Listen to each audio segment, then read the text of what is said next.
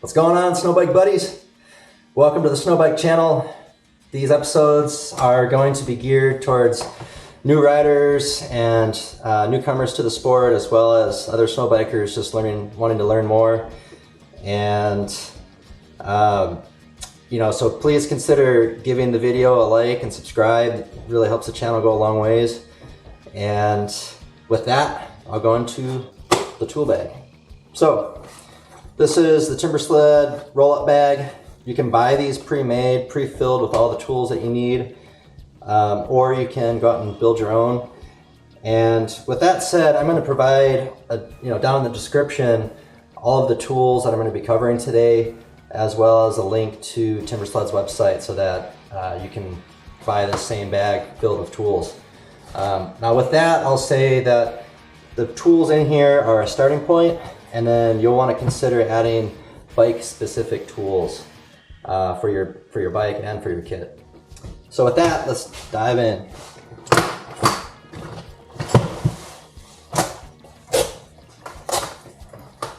All right, so in this first compartment, I've got spare spark plug. This doesn't come in the kit. This is something I added, particularly for the two-stroke riders. When you foul a plug, you're going to want to carry a spare. This plastic case basically protects the spark plug, protects the electrode and the ceramic, and I also pre-gap it so that when I need it, it's ready to go. Also, I carry extra master links. You're going to want to make sure that you carry, one or two of these. Usually when the chain fails, it's the master link, and this can really save the day. Why I like to carry two is because you use that spare one, that first spare, and now you've got another spare ready to roll. So carry two in your pack. I also carry spare bolts and small O-rings for the fuel line connections, just in case you rupture one. You're not going to be able to hold fuel pressure, and so I carry spares. I also carry a variety of sizes of Allen and Torx keys. And again, you just want to make sure that you have all the sizes that you need for both your bike and the kit.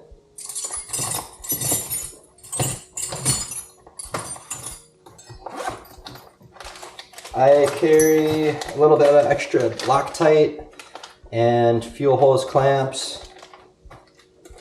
I also carry in this bag is this backup bolts and nuts for the battery, just in case you got to pull out the battery for some reason. These little nuts are pretty susceptible to falling in the snow and becoming lost, and so I like to carry spares just in case. I carry a little bag of spare fuses. Depending on your bike, you may or may not have fuses, and so just look at your specific bike and make sure that you've got extra fuses just in case. I've got a variety of open-ended wrenches, sizes 8 all the way up to 16. Got an adjustable wrench. There are some nuts on the kit that are, I think, 1/2 inch. So there's some bigger ones, and this kind of does it all. So this is a nice little wrench to keep with. Let's see, I've also got needle nose pliers, a little 1/4 inch drive with various sockets, got a little screwdriver with different bits for the end, got a spark plug socket,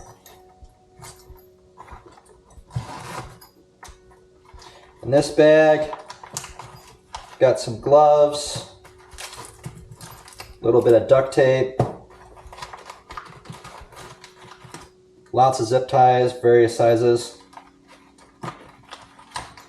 miscellaneous bolts for my bike,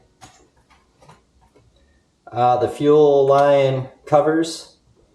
This is both the male and female ends for the fuel line, so that if you have to take the tank off of your bike, you just protect those fuel lines so that they don't get snow in them. A little bit of wire,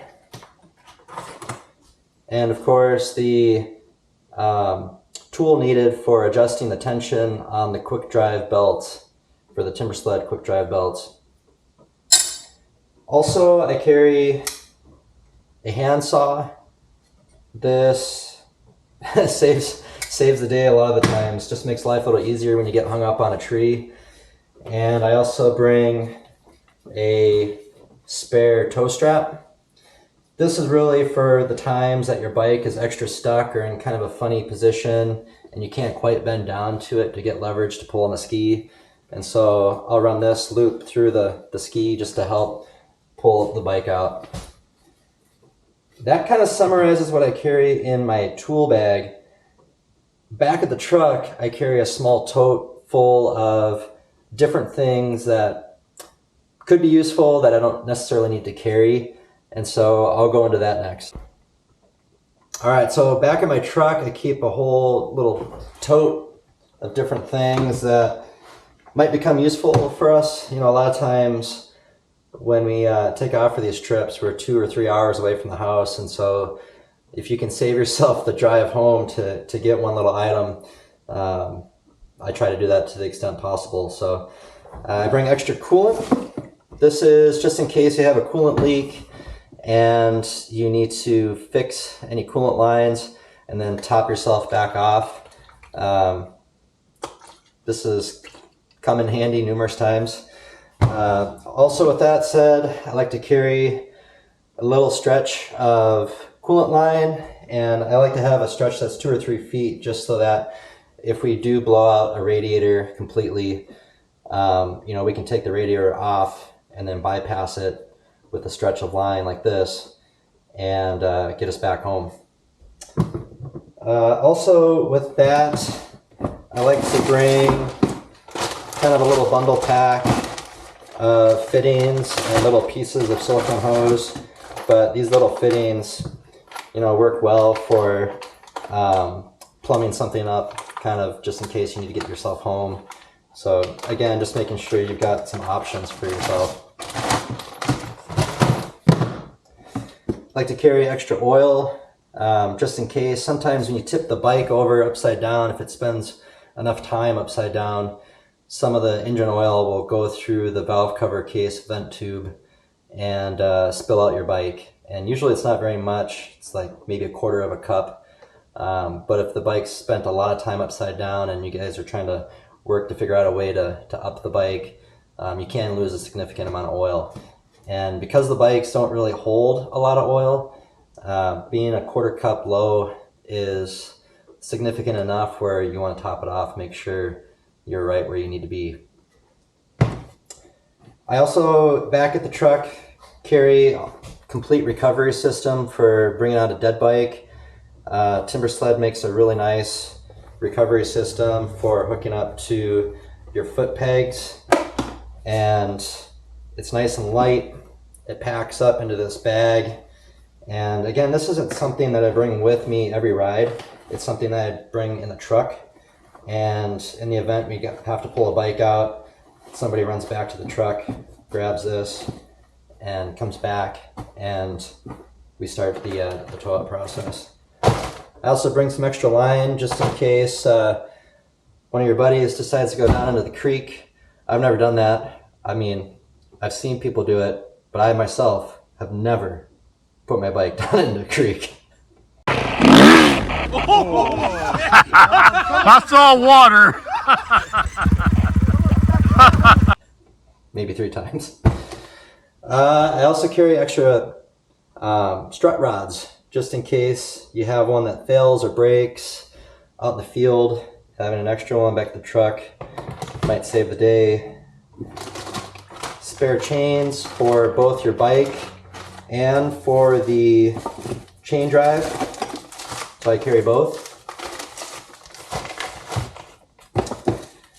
If you're running the Selkirk armor, I like to carry an extra skid plate heat exchanger. These sometimes have cracked and you'll have a real slow leak, and you'll usually notice it when your heated handlebars go cold. And so, you know, usually that's what happens. If there's a crack in this, you lose coolant and you lose your heated handlebars. And so I carry a spare. It's 4 bolts. It comes out really easy, and in a matter of 5-10 minutes I can be back in the game, top off my coolant, which I have extra coolant, and get back riding. I also carry a little bit of extra 2-stroke oil for the 2-stroke riders. On the TBI bikes, you're now pre-mixing your fuel. If you're in a group of 4-stroke bikes and you need gas, you might have to snipe a little fuel from your buddies. And if that becomes the case, you want to have a little bit of oil so that you can pre-mix your fuel out in the backcountry. This was pre-measured, so I know this is exactly enough for 2.5 gallons. And you can pre-measure your own and then put it in a little, I put this in a little syrup bottle. I also carry other random parts for the fuel tank. If I need to fix my fuel tank, I've got spare parts, also spare caps, and sometimes they have rubber O-rings. I've got spare O-rings in case one of those goes bad. And aside from that, you can put whatever else in here that you think you need. One other thing I keep back at the truck is a complete assortment of bolts for my bike. And there's a company out there called Spec Bolt that has bike-specific bolt kits for your bike. And this one's for the KTM, Husky, and Gas bikes. And, you know, the snow bikes are kind of rattle traps. They tend to lose bolts occasionally, and particularly after that first ride of the season, after you convert your bike, there's a good chance that one of the bolts that you have didn't get torqued down perfectly, and after the first ride or two, you should go over your bolts and just make sure things are torqued down good. But if you do lose a bolt and you're hours away from your home, you've got this little handy bolt kit in your truck, and you can find the bolt that you need and get yourself back up and running. So again, highly recommend one of these. You can buy them online. I think they're 50 to 60 bucks, and they have saved the day a lot of times. So yeah, that pretty much completes everything that I carry, both on my tunnel on the snow bike, and then also what I carry with me back at the truck.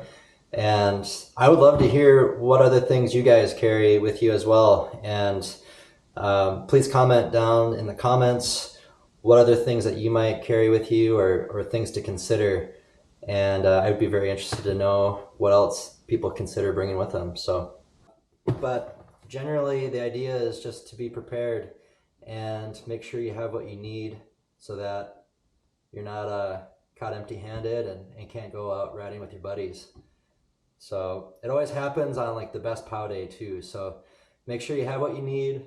And again, I hope this video helps, and please consider liking and subscribing to the channel. It really helps me build this channel up and provide more snow bike related content for you guys. So I hope you found this helpful, and take care. Happy brapping.